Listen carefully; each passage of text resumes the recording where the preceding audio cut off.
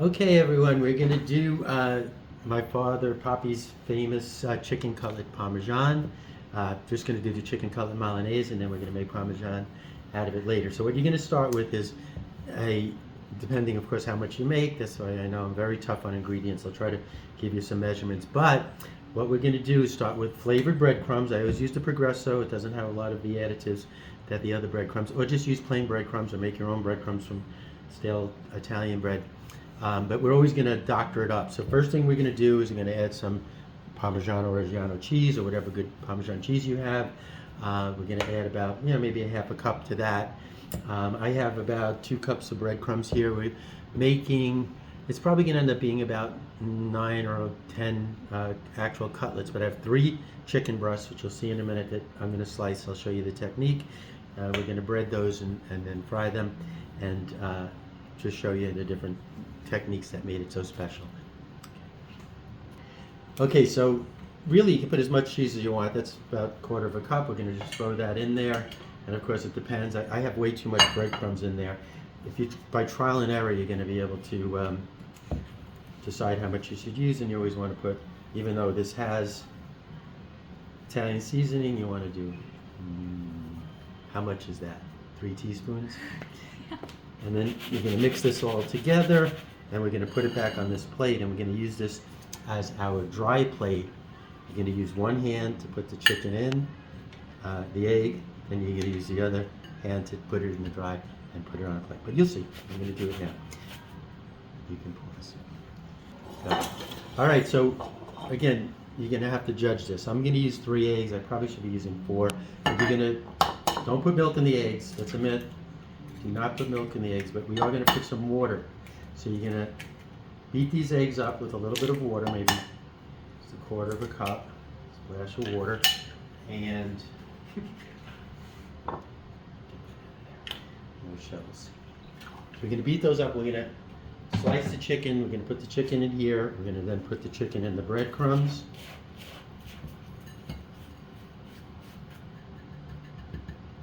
And then after we bread it, we put it here. But that's just the beginning. Now what I want you to do is show what I got going on in the pan over there. You're going to put cooking olive oil. Use olive oil, don't use vegetable oil. But you can see we're just getting it warm. The trick on this is that you have to, thank you, leave it. Thank you. The trick on this is you have to keep the oil at a very consistent temperature. So you literally have to go by smell, the way that the breadcrumbs are cooking, to see if you're going to end up burning the last few chickens. So you kind of totally are going with this, and maybe even sometimes taking the pan completely off the stove as you watch how the chicken's reacting to the oil. Okay, back over here. So I'm going to take out the chicken now and slice. I'm going to show you how I slice the chicken. So I'm just going to move this out of the way, and you can pause there, and I'm going to bring out the chicken. Okay, wait, let me do this. I'm doing this on camera.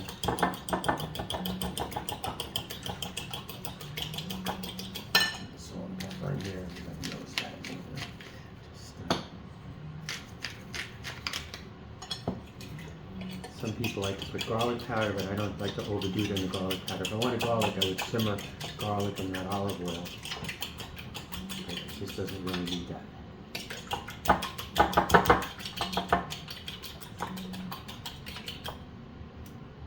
Never whisk eggs unless you want to be whisking eggs. Otherwise you just mix them like that. Okay, good. It's going? Oh, hi. All right, so what I did, these are just, you want to, get the best one you can, chicken breast. But I just took these out of the oven. They've been in the, out of the freezer. They've been in the freezer for about, let's see, I would say an hour and a half, and it's perfect. So they're not frozen. You can see they're still soft, but it's going to make it easier for them to slice. And obviously, by the time you get the last one, it's going to be tough because it's going to start defrosting. So some people even take them out of the freezer one at a time, but it's okay. What you're going to do is you want to get a very, very sharp knife. And this is the only time I've ever cut myself is making this meal, where I almost cut off a finger. Because as weird as it is, you have to, is this getting on the camera there? You have to cut them thin, and you're going to actually cut towards yourself. So what you want to do is you want to put, so best to have the gloves because you're going to be touching this chicken a lot. So you just get rid of the gloves and you won't pass that on to anyone. But you're going to hold it like this. So technically, if you're doing it right, you can't cut your hand or your fingers. Keep your fingers out of the way of the knife, even though you're cutting it towards you. And again, you just got to take, see, this is very dangerous. Don't do this without practice. You eventually want to grab this and cut it, but you're trying to cut them into pieces that are about this thick. So I would say down, Yeah. about 3/8 of an inch. Okay, so we're going to do that with all of these, and we're going to have those ready to be breaded. You can pause it now. It can be as thick as that, and when you get to the tenderloin is softer, so you're basically just going to leave that as a whole piece. You don't have to slice the tenderloin that you're going to get from the breast, because we're just going to pound this later. Okay, yeah, you'll see what I mean by pounding. Okay, you can pause. All right, so now this is part of the tricky technique. You're going to get some saran wrap or whatever brand you use. You're going to put a piece of chicken down. You're going to put it like that. Again, very careful with your knife. You're going to start at one end with the blade away from you, and you're going to just pound the chicken like that. At some point, it's going to go to where it's almost see-through, and you're going to get it very thin.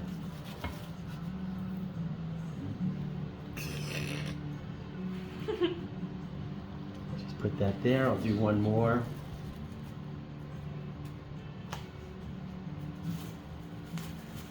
Some people will use the bottom of a pot to do this. I like the knife technique.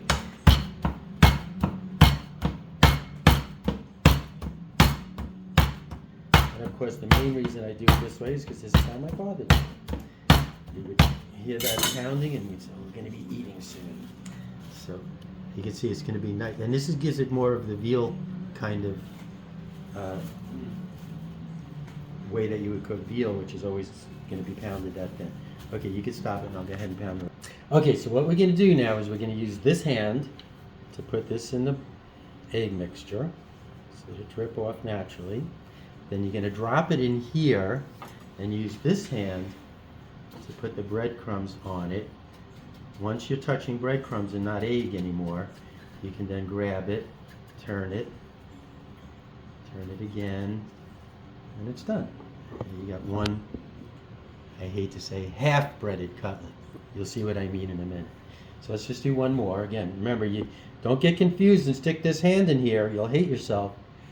One hand here, throw it there. Don't touch any of the breadcrumbs with this hand. Then get the breadcrumbs to a place where you can pick it up. You turn it over, and you're only getting dry on this hand. And it's sticking a little bit, but you got to try to not touch any egg if you can get away with it. All right, you can pause it now and we'll get those done. Okay, so everybody caught me that I got egg and breadcrumbs on this hand. It's not so serious on this, so you're going to grab this and put it in here. But this hand, you do not want to touch this chicken until you're only touching bread. Got it? Okay. So yeah, I did mess up, I will admit it. And it's because I was talking at the same time. Whoops. Actually, my father used to put everything in the egg mixture at the same time.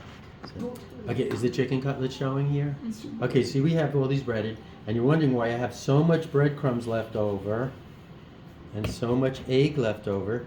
That's because we're going to get all of this and put it back here and make believe we didn't do any of that and do it all over again.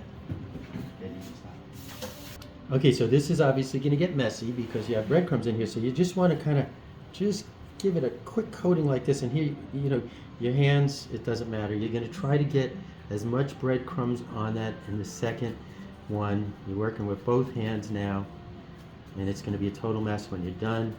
Now you see you got a nice, thick coating of breadcrumbs. You remember how thin that was? Now it's pretty thick. Okay, you can pause while I... That's going to go in the oven. As we're cooking the chicken cutlets, we're going to put them on this pan. You really don't have to spray it with anything, but you might want to. But just because we're going to keep them warm in the oven after we cook them. Now the oil is very, you can almost look at it and you're going to see this kind of heat going on in the oil. You could smell it, you're going to smell it, but the only way to really know if the oil is up to temperature is to get one of the cutlets and just No, if it doesn't have any frying, just put it back, turn up the heat. You know, you never want to get the heat very hot. You're going to be at a 4, maybe 5. I have a gas stove, but again, you're trying to get the heat. There's probably a measurement that a professional chef could tell me that you can measure the oil. But if you see, I left a little of the breadcrumb in there where you can see it's bubbling. So as you're seeing it's bubbling, you're going to turn it down. That means it's heat enough. And we're going to just turn it down to not stop it from bubbling. And now we can go ahead, if that's bubbling, this piece of chicken that I'm going to put in. Hear it? Bring it closer. Hear it? Okay, so what we want to do is when we're finished cooking these, they're going to all be a perfectly golden brown. And you don't have to worry about the chicken again because you pounded it so thin, it's going to cook through. But you do want to cook your thicker pieces first. I forgot to mention that. So the ones that ended up just feeling thicker, you want to cook those first because those are the ones that will go in the oven and it'll cook a little in the oven. All right, so you're watching that bubbling. You're watching the bubbling to just get enough of a fry on it, and you're even going to be turning down the heat to try to get those bubbles to not be so big so that it'll over brown it and burn it. Okay, you can stop.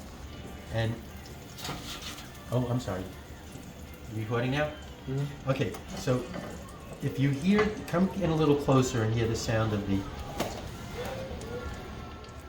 So this is about as low as you want it to be bubbling, but you don't want it to be bubbling much higher than that. So you're going to go between, once you get your temperature on your gauge here, you're going to be going between that, getting it a little warmer, getting a little... So I'm taking these pieces out. See how that's bubbling there? You know, and you see it's getting golden without getting overly cooked. I'm going to leave that cook a little bit more. But you're even going to continue pouring olive oil in here. That's why you want to make sure your olive oil is at warm room temperature. You're going to keep adding it in and getting it to that temperature. See, now it's starting to bubble a little bit too much. I'm going to turn it down. See, there's a thick piece here, so I'm going to let that cook a little bit more. Okay, you get that. All right, so these are the last few. You kind of keep them warm in the oven. So you're cooking the last one. And then I always do serve. Can I show your faces? Sure. Yeah, sure. That's Calissa, that's Roman, and that's Henry, who I just met today, enjoying Poppi's cutlets. Very good. But now we're going to put some tomato sauce and cheese on them and really go to town. Oh, Roman, you have no food Okay, in so your now house. I'm just taking a few of these cutlets. I put some tomato sauce. You know, the recipe for the tomato sauce is also on the YouTube channel. So we're putting some couple of chicken cutlets. We're going to put this cheese on top. Just bread and peanut butter. And then some more sauce, and then some more chicken cutlet, then some more sauce, and we're going to cut that up and serve it kind of like a, not really chicken cutlet parmesan, but a variation of that. How about you, Eli?